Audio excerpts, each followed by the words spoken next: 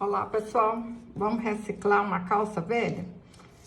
Marquei aqui, ó, 22 centímetros e vamos cortar. Vou virar pro lado do avesso e vou colocar assim, ó, costura com costura. Cortei um papel de 4 por 4 centímetros. Aí a gente faz assim, ó. Vou marcar aqui, ó.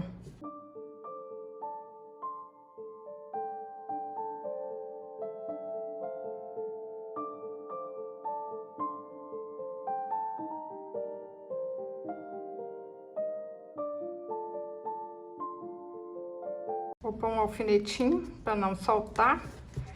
E eu cortar, sai tudo certinho, hein?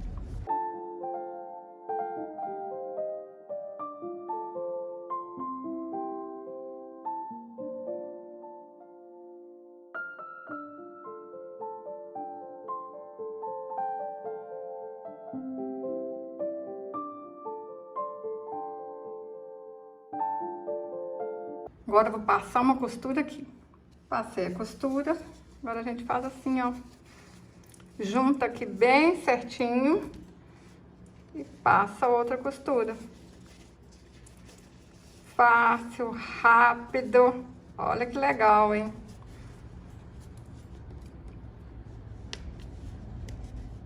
Cortei uma tira de 38 por 7 centímetros.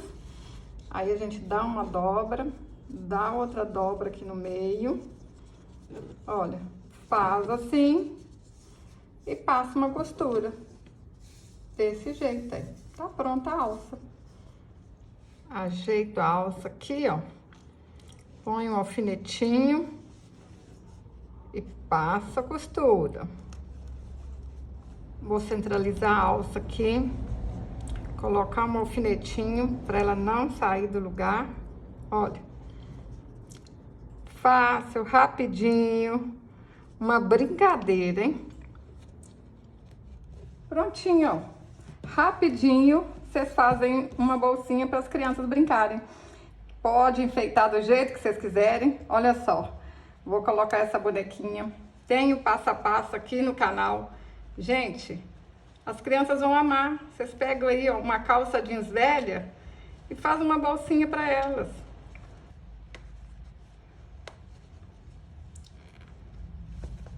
Olha só. Se você gostou, curte, compartilhe, deixe um comentário. Até o próximo vídeo. Saúde e paz!